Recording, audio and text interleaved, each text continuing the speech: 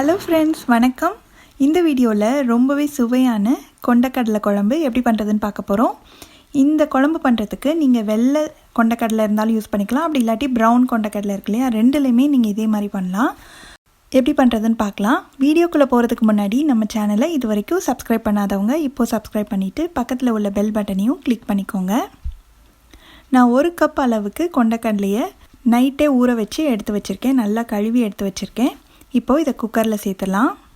Minimum ஒரு 8 மணி நேரமாவது ஊறினா தான் கொண்டக்கடலை நல்லா சீக்கிரமாக சாஃப்டாக வேகும்.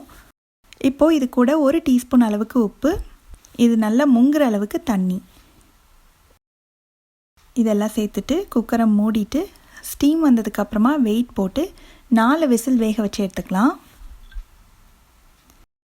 இப்போ 4 விசில் வந்ததுக்கப்புறம் ஸ்டவ் ஆஃப் பண்ணியாச்சு. ப்ரெஷர் எல்லாம் போயிடுச்சு. இப்போ திறந்து பார்க்கலாம். நல்ல கரெக்டான அளவு வெந்திருக்கு கொண்டக்கடலை. நல்ல சாஃப்டாக இருக்கிற அளவுக்கு வேக வச்சு எடுத்துக்கோங்க. இதை மாற்றி வச்சுட்டு அடுத்து ஒரு பேனை சூடு பண்ணி அதில் 3 டேபிள் ஸ்பூன் நல்லெண்ணெய் சேர்த்துக்கிறேன். எண்ணெய் சூடானதுக்கப்புறமா கொஞ்சமாக ஒரு 1/4 டீஸ்பூனில் பாதி வெந்தயம், 1/2 டீஸ்பூன் கடுகு பொரிய ஆரம்பிக்கும் போது ஒரு 1/4 டீஸ்பூன் சீரகம், இதெல்லாம் சேர்த்து நல்லா பொரிஞ்சு வந்ததுக்கப்புறமா ஒரு 4 பெரிய பல் பூண்டை இந்த மாதிரி நீளமாக ஸ்லைஸ் பண்ணியிருக்கேன், அதை சேர்த்துக்கலாம். பூண்டை வந்து எண்ணெயில் கொஞ்சம் நேரம் வதக்கி விட்டுட்டு ஒரு 1/2 கப் அளவுக்கு பொடியாக நறுக்கின வெங்காயம், சின்ன வெங்காயம் சேர்த்திங்கன்னா இன்னுமே டேஸ்ட்டு நல்லாயிருக்கும். சின்ன வெங்காயம் இல்லாட்டி பெரிய வெங்காயம் சேர்த்துக்கோங்க. இந்த வெங்காயத்தை நல்லா வதக்கிடலாம். வெங்காயம் வதங்கிட்டு இருக்கும்போதே கொஞ்சமாக கருவேப்பிலையும் சேர்த்து நல்லா வதக்கி விட்டுலாம்.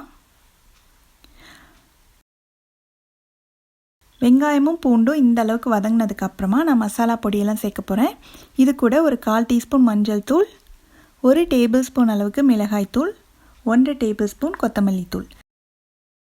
மிளகாய் தூள் உங்களுடைய காரத்துக்கு தகுந்த மாதிரி நீங்கள் அதிகமாகவோ கம்மியாகவோ சேர்த்துக்கோங்க. இப்போ இந்த பொடியோட பச்சை வாசனை போகிற வரைக்கும் கருகிராமல் நல்லா அந்த எண்ணெயிலே வதக்கி விட்டுறலாம்.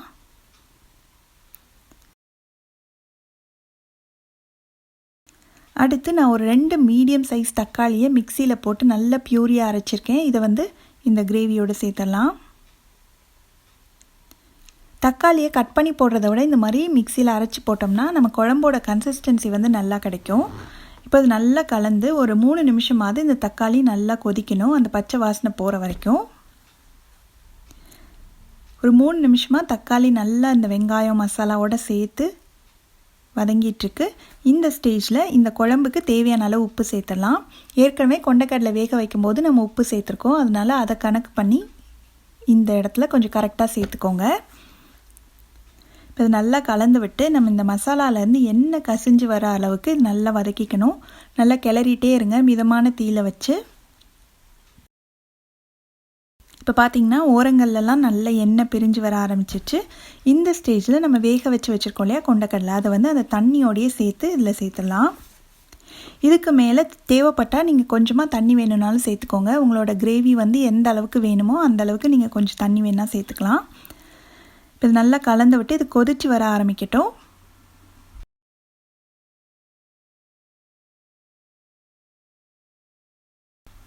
குழம்பு நல்லா கொதிக்க ஆரம்பிச்சிருச்சு. இந்த ஸ்டேஜில் நான் ஒரு 3 டேபிள் ஸ்பூன் அளவுக்கு புளிக்கரைசலை எடுத்து வச்சுருக்கேன், அதை சேர்த்துக்கலாம். புளிக்கரைசல் சேர்த்து ஒரு 2லேருந்து 3 நிமிஷம் நல்லா குழம்பு கொதிக்கட்டும்.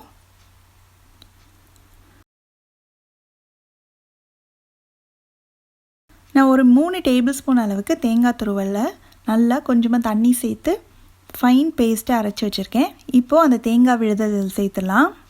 நல்லா கலந்து விட்டு ஒரு 2 நிமிஷம் அந்த தேங்காவோட பச்சை வாசனை போகிற வரைக்கும் கொதிச்சா போதும். ரொம்ப நேரம் இருக்கணும்னு அவசியம் கிடையாது. 2 நிமிஷம் ஆயிடுச்சு.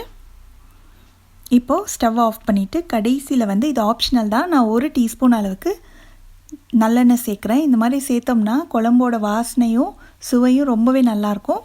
இது வேணான்னா நீங்கள் விட்டுடலாம். அவ்வளோதான், ரொம்ப சுவையான ரொம்பவே ஈஸியாக பண்ணக்கூடிய கொண்டக்கடலை குழம்பு ரெடி ஆயிடுச்சு. நீங்களும் இந்த ரெசிபியை கண்டிப்பாக வீட்டில் ட்ரை பண்ணி பார்த்துட்டு எப்படி வந்ததுன்ற கமெண்ட்ஸை மறக்காமல் ஷேர் பண்ணுங்கள். தேங்க்ஸ் ஃபார் வாட்சிங்.